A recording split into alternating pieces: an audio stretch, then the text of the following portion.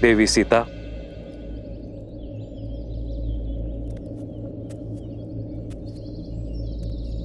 प्रणाम ऋषिवर। आयुष्मान भव। देवी, ये क्या? आपने तो इस स्थान की काया ही पलट दी। आपको कोटि कोटि आभार। मन की चिंता मिटाने के लिए तन को भक्ति में व्यस्त कर लिया। कैसी चिंता देवी? लवकुश की? उनकी सुरक्षा का वचन तो स्वयं तमसा माता ने दे दिया है, परंतु श्री राम, न जाने ऐसा क्यों लग रहा है मुझे ऋषिवर कि श्री राम विचलित है। देवी, आप दोनों दो शरीर एक प्राण हैं। एक दूसरे की मनोदशा बिना मिले, बिना देखे ही अनुभव कर लेते हैं। किंतु ध्यान रखिएगा, भोर खत्म होने से पहले रात्रि का अंधकार सबसे अधिक होता है। वैसे ही शुभ समय आने से पहले चिंताएं मन को घेर लेती हैं। और अब तो सभी चिंता के दूर होने का समय है। ये लीजिए ब्रह्मदेव का प्रसाद, इसे ग्रहण कीजिए। देवी, मैं आपको आश्वस्त करता हूं कि सृष्टि बनाने वाले आपकी समस्त चिंता का नाश अवश्य करेंगे।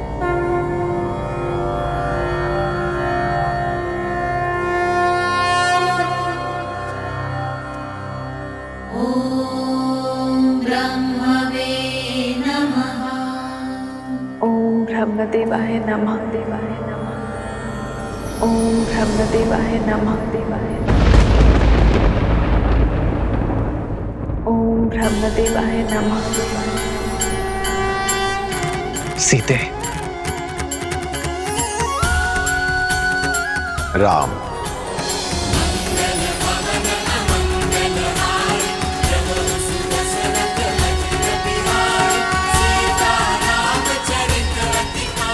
ब्रह्मदेव,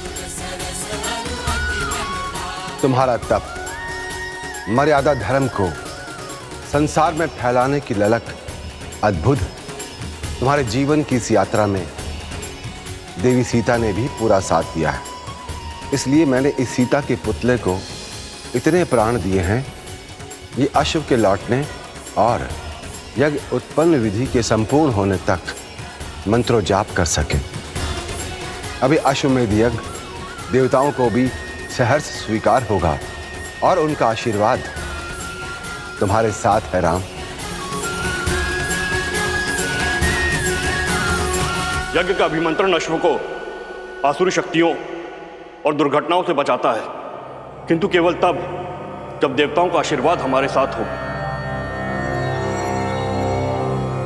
धन्यवाद ब्रह्मदेव।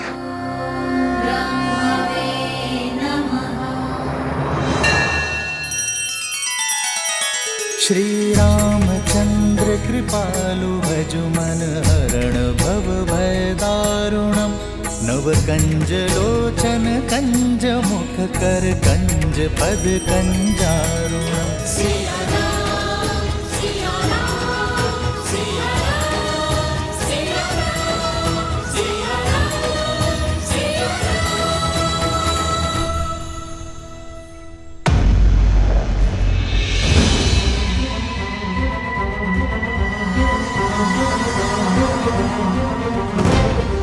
राम की हार और तुम्हारे नाश का समय आ गया अश्व।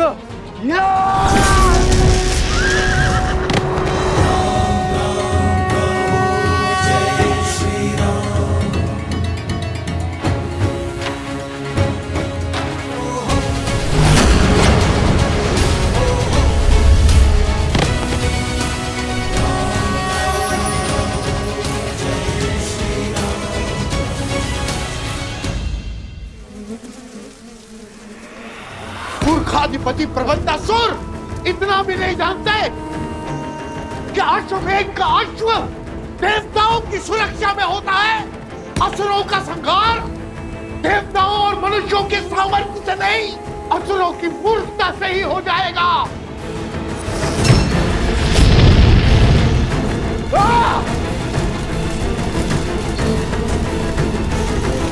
कुछ बोलते रहो कुछ, अन्यथा समझ नहीं आएगा कि तुम साथ हो कि पीछे छूट गए।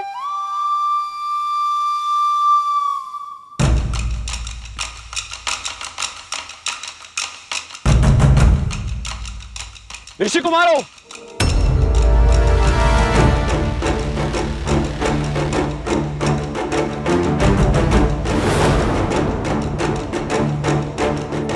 मधुरापुरी, नरेश, शत्रुघ्न, आप सच हो जाओ, इनसे युद्ध करे बिना हम आगे नहीं बढ़ सकते। मैं यहाँ यज्ञ का अश्व लेने आया हूं। चुपचाप उसे मुझे सौंप दो।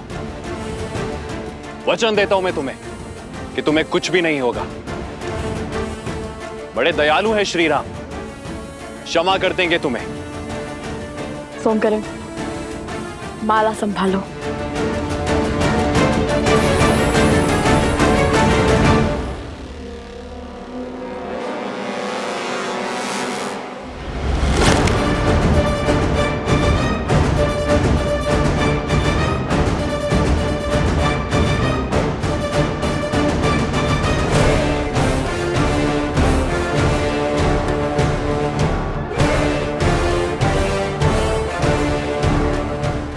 तो जानते हैं ना वो कौन है?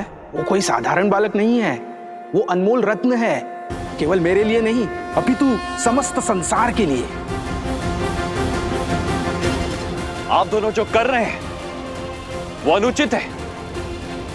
मेरी विनती सुनिए और समय रहते अपनी भूल सुधार लीजिए। यज्ञ के अश्व को रोकना पाप ही नहीं, अपराध भी है। हम बालक अवश्य हैं, किंतु अबोध नहीं। हम आपका बहुत सम्मान करते हैं राजानुज, किंतु अभी ये अश्व हमने पकड़ा है तो उपाय केवल एक ही है, युद्ध।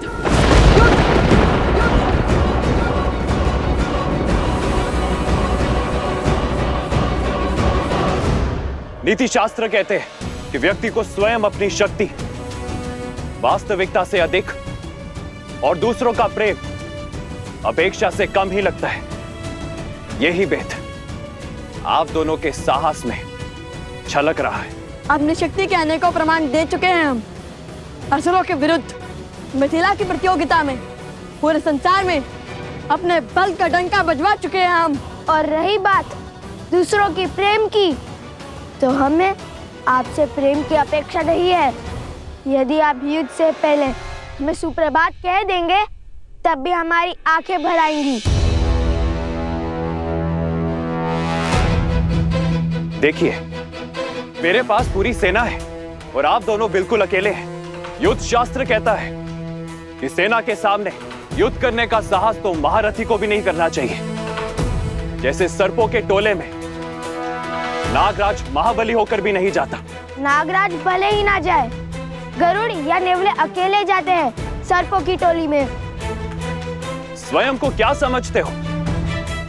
गरुड़ या नेवला? काल बेलिया जो सर्पों को अपनी बीन पर नचाते हैं। शस्त्र भी उठाएंगे या अयोध्या में केवल वाक युद्ध की प्रथा है? हम वो शत्रु नहीं जो आपकी निरर्थक बातों से ही मर जाए।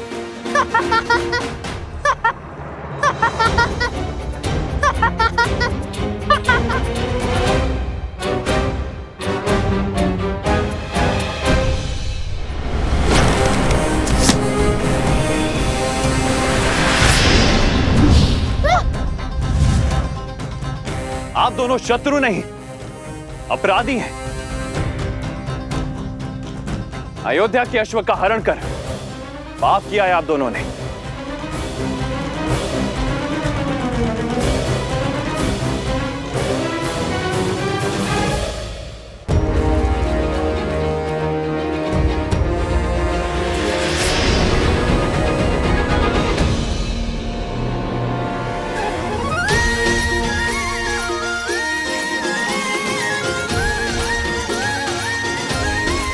धन्यवाद मित्र सोमकर्ण।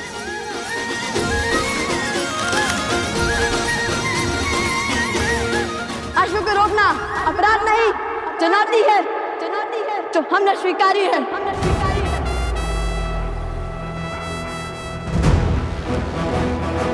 कुश,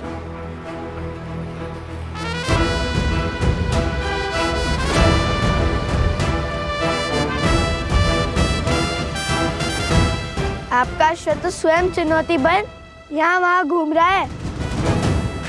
हमने आपकी चुनौती स्वीकार कर कोई पाप किया है? चुनौती राजाओं के लिए है, ऋषियों के लिए नहीं।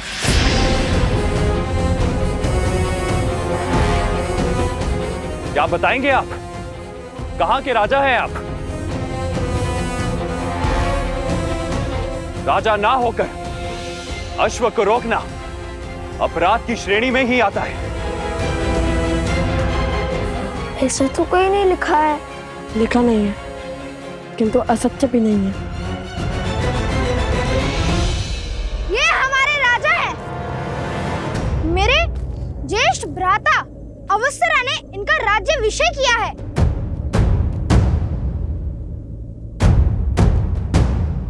बताओ कहां के राजा हैं ये दोनों? कुछ अंतर पर एक गांव है जहाँ की प्रजा विचित्र रोग से ग्रसित है। उस गांव की प्रजा की रक्षा करने का संकल्प किया तो उसी क्षण मेरे भ्राताश्री ने लव भैया का राज्याभिषेक और कुश का युवराज पद पर अभिषेक कर दिया।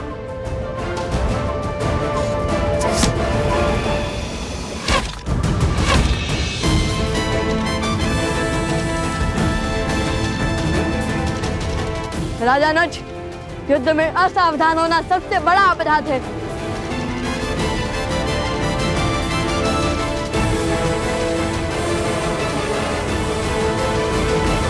सैनिकों, महाराज ने किसी का भी रक्त बहाने से निषेध किया है। स्मरण रहे, इन ऋषि कुमारों को केवल हमें बंदी बनाना है।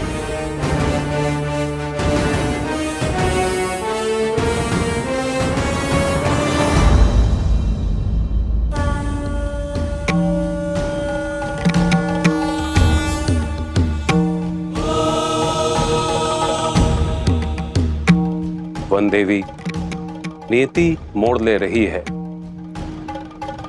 आपके दोनों पुत्र अपने जीवन की सबसे कठिन यात्रा पर निकलने वाले हैं। मैं केवल आपको यह बताना चाहता हूं कि आपके दोनों पुत्र एक पूरी सेना के विरुद्ध लड़ाई लड़ रहे हैं। सेना?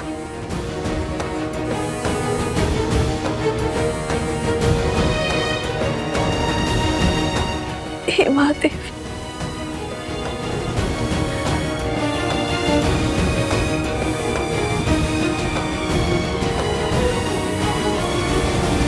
ये कैसा संकट है ऋषिवर, जिनके पिता अपने पुत्रों की रक्षा के लिए उपस्थित ना हो। अब उनकी रक्षा कौन करेगा?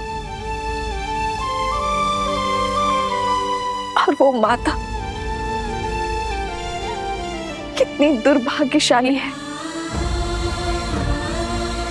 जो अपने पुत्रों की सहायता के लिए कुछ नहीं कर सकती।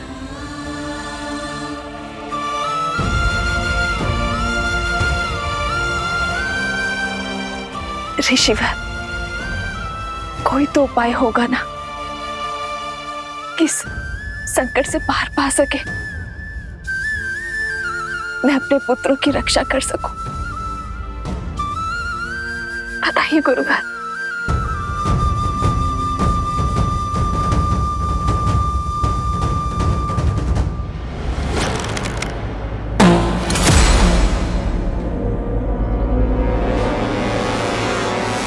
सावधान ऋषि कुमारों, ये मेरी अंतिम चेतावनी है।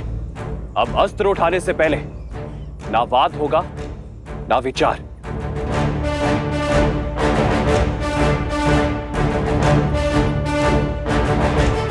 यदि अब भी ये नहीं रुके तो मुझे इन पर प्रहार करना ही होगा। मेरा पहला धर्म अपने महाराज की आज्ञा का पालन करना है। सैनिकों, जाओ और पकड़ लाओ इन्हें।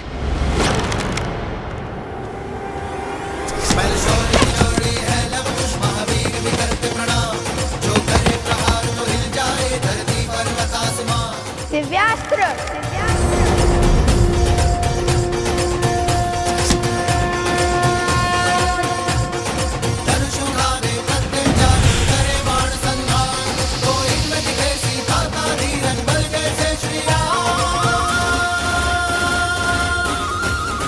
संपूर्ण संसार में मर्यादा धर्म का प्रचार हो रहा है और आप दोनों धर्म स्थापना के मार्ग में अवरोध बनकर पाप कर रहे हैं।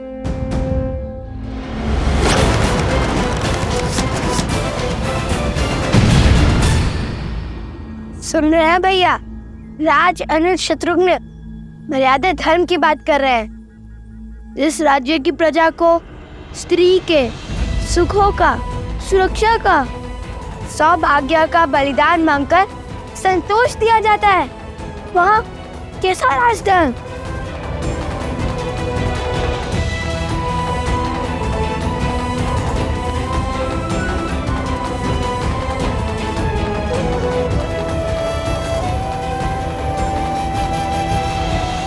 आप दोनों का क्या संबंध है अयोध्या की महारानी से? संबंध है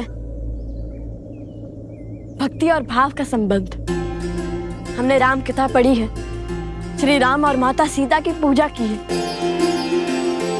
और यदि हमारी माता के बाद कोई है जिसमें हमें ममता दिखती है तो वो माता सीता है। क्या रक्त के संबंध से श्रद्धा का संबंध अधिक महान नहीं होता? सिया राम जय जय राम, राम सिया राम जय जय। सूर्यवंश के इन सूर्य का तेज अयोध्या तक नहीं पहुंचना चाहिए। आप किसी से कुछ नहीं कहेंगे भैया।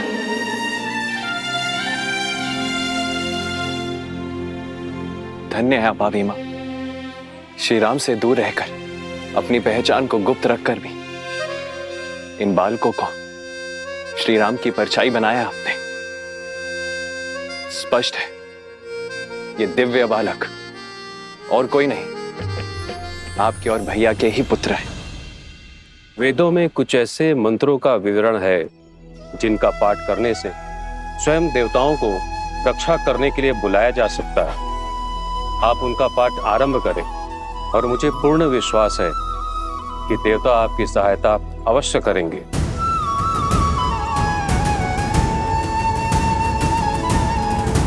मैं आपको वो वेद मंत्र बताती हूँ वनदेवी।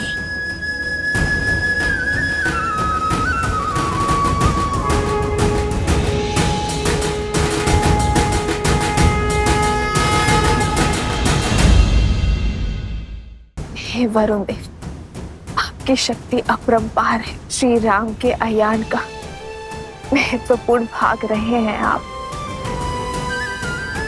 और आप मेरे पुत्रों को आपकी सहायता की आवश्यकता है।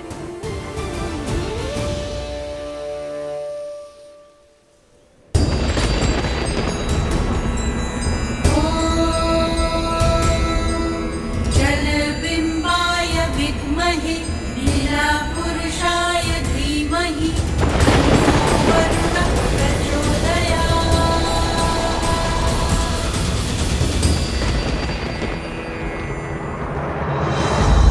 मुझे जाने की आज्ञा दीजिए भैया। हनुमान का कोई समाचार आया? पवन पुत्र हनुमान पधार रहे हैं। जय जय पवन पुत्र हनुमान। प्रणाम प्रभु। मैंने पूरे त्रिवेणी क्षेत्र को छान लिया है, किंतु प्रभु मुझे अश्व कहीं नहीं मिला।